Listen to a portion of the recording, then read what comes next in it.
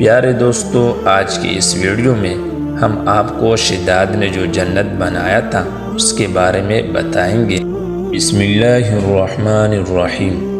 اللہ تعالیٰ کے نام سے شروع جو بڑا مہربان اور نہایت رحم کرنے والا ہے۔ کہتے ہیں کہ قوم عاد میں دو بادشاہ بڑے زبردست ہوئے ہیں، ایک شدید دوسرا شداد۔ شداد نے اپنے بھائی شدید کے مرنے کے بعد سلطنت کو کمال عروج پر پہنچا دیا تھا کہ 400 سے زائد بادشاہ اس کی مطیع تھے اور روئے زمین کے کسی بادشاہ کو اس سے مقابلے کی طاقت نہ تھی۔ اس لیے مغرور متکبر ہو کر اس نے خدائی کا دعویٰ کر دیا تھا۔ اس زمانے کے علماء نے اس کو بہت سمجھایا، خدا کا خوف دلایا، اللہ تعالیٰ کی عبادت کی رغبت دلائی، مگر وہ نہ مانا اور کہا کہ میرے پاس سب کچھ موجود ہیں، کسی کی عبادت سے اور کیا حاصل کروں۔ اس سے کہا گیا کہ دنیا کی یہ دولت اور سلطنت فانی ہے، اللہ تعالیٰ کی رغبت سے اسی جنت ملے گی جو ہمیشہ رہنے والی ہے، کبھی فنا نہ ہوگی اور وہ اس تمام دنیا سے بہتر ہوگی۔ اس نے پوچھا اس جنت کی اور کیا خوبیاں ہیں؟ چنانچہ انہوں نے جنت کی خوبیاں بیان کیے۔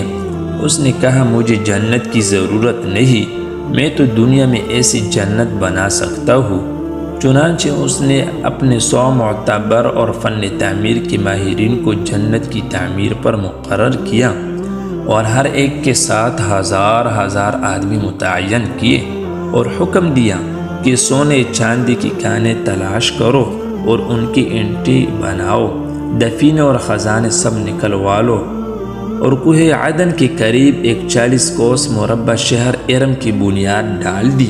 کہتے ہیں کہ اس کی بنیاد اتنی گہری کھودی گئی کہ پانی کی قریب پہنچ گئی تھی اور ان کو سنگ سلیمانی سے بھروا دیا تھا۔ جب بنیاد زمین کے برابر ہو گئی تو اوپر سونے چاندی کے اینٹوں سے تعمیر کی گئی اور 500 گز کی بلندی دیواروں کی رکھی گئی۔ جب سورج نکلتا تو دیواروں کو روشنی اور چمک سے آنکھیں چکا چون ہو جاتے۔ پھر اس دیواری میں 1000 محل اور ہر محل میں 1000 ستون تعمیر کیے گئے اور ہر ستون کو جواہرات سے مرصع کیا گیا، اور درمیان شہر میں ایک نہر جاری کی گئی اور ہر مکان میں حوضیں بنائی گئی۔ اس نہر سے ہر مکان تک ایک چھوٹی نہر جاری کی گئی۔ ان نہروں کو یاقوت، زمرد، مرجان اور نیلم سے سجائی گئی تھی۔ نہروں کے کناروں پر درخت لگائی گئی تھی جن کی جڑیں، شاخیں اور پتے زمرد کے اور پھول پھل موتیوں اور یاقوتوں کے تھے۔ محلات کی دیواروں پر مشک، زعفران، عنبر اور گلاب کی لپائی کی گئی تھی اور سونے چاندی کی پانی سے تپائی کرائی گئی تھی۔ یاقوت اور جواہرات کی خوبصورت اور خوش آواز پرندے بنا کر درختوں پر بٹھائے گئے تھے۔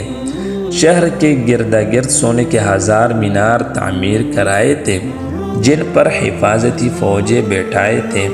جب شہر بن کر تیار ہو گیا تو حکم دیا کہ پورے شہر میں عمدہ قالین اور ریشمی فرش بچھا دیے جائیں اور سونے کے برتنوں سے محلات کو سجا دیا جائے، اور کسی نہر میں دودھ، کسی میں شہد، کسی میں شراب اور کسی میں پانی جاری کر دیا جائے۔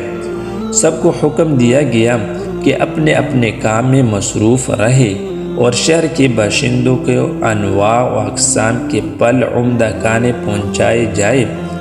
12 برس میں شداد کی جو جنت تھی وہ تیار ہوا، اور شداد نے حکم دیا کہ تمام امراء اور ارکان دولت اس شہر میں جا کر آباد ہو، اور خود بڑے غرور کے ساتھ اپنے لشکروں کے ہمراہ اپنی اس جنت کی طرف چلا، اور واعظ سے کہا کہ تم اس جنت کے لیے مجھے کہتے ہو کہ کسی دوسرے سامنے میں پست اور ذلیل بنوں اور سر جھکاؤں؟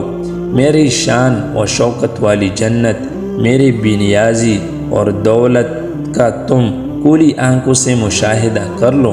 جب وہ اپنی جنت کے قریب پہنچا، شداد کی جو جنت تھے اس کے دروازے پر لوگ آئے۔